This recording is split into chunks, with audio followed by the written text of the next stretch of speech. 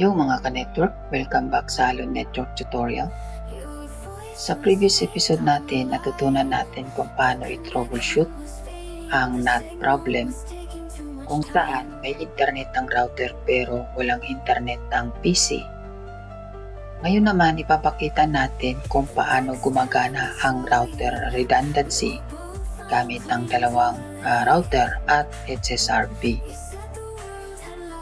Ang goal natin dito ay siguraduhin na kahit magkaroon ng failure ang primary router, tuloy pa rin ang internet connectivity ng network. Ibig sabihin may automatic backup gateway ang ating LAN. Ang ginagamit pa rin nating lab ay ang real setup natin na isang PC, dalawang layer 2 switch, dalawang Cisco routers, isang ISP modem. So, yung ISP modem natin, doon nakakonect yung ating internet. So, ang PC natin ay nasa network na 192.168.10.0 or /24. So, ang default gateway natin ay 192.168.10.1. So, ito ang HSRP virtual IP ng dalawang router. Sa setup natin, si primary router ay si R1 tapos si R2 naman ang standby router. So una, titingnan natin kung sino ang active router. So mula dito sa kay R1, enable tayo tapos yung standby free. So makikita natin dito na si R1 ang active router at si R2 ang standby router. So, ibig sabihin, si R1 ang kasalukuyan ginagamit ng gateway ng PC para makalabas sa internet. Ngayon, magtitest tayo ng internet mula sa ating PC. So, magpiping tayo ng 888.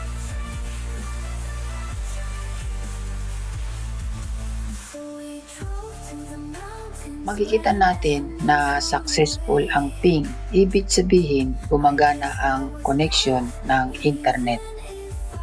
So ngayon, isimulate natin ang failure ng primary router. Sa R1, isi-shutdown ko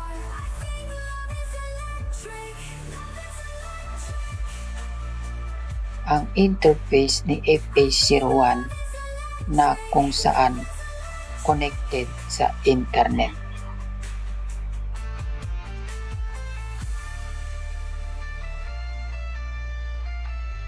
Kapag nawala ang LAN interface ng active router, mawawala rin ang HSRP participation.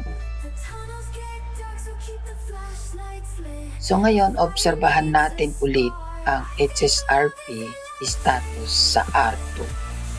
So, pansinin mo to, nasa R1 tayo. Pupunta ako ngayon kay R2.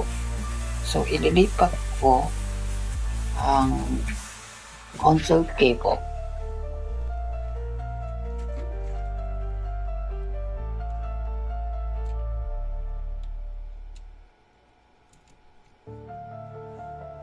So, nandito na ako kay R2. Enable.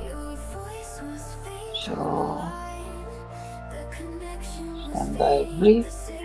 So, makikita natin na active na si R2. Siya na ngayon ng active. Pero, pansinin mo tong ating connection ping kay internet. Tuloy-tuloy pa rin. Walang putol ang nangyayari. So, makikita natin dito na ngayon ay si R2 na ang active router. So, automatic nangyari ang failover dahil bumagsak ang LAN interface ni R1. So, i-verify natin ulit.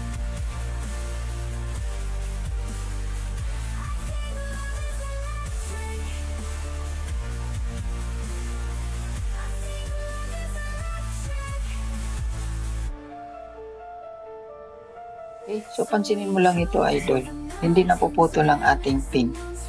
Tapos ang gagawin ko, babalik ulit ako kay R1.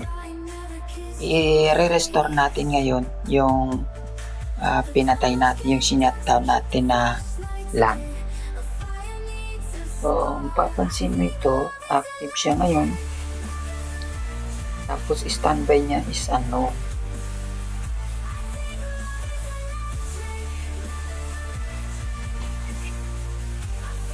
Yun, nakalipat na ako kay R1. Tapos nandun na siya. Nandito na ako kay R1. Di ba nakikita mo? R1. Tapos gagawin natin dyan, up and down arrow. Tapos dagan ko lang ang no. Tapos, enter ko lang. So, habang gumagalaw ako dito, mapapansin mo yung ating ping tuloy-tuloy. Walang putol. So, habang nagbo-boot yan,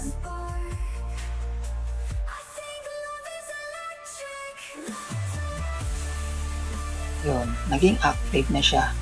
Tapos, nag-request timeout. Okay? Alright.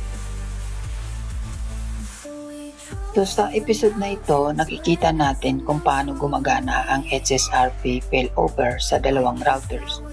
Kapag nagkaroon ng failure ang primary router, automatic magte-take over ang standby router bilang gateway ng network.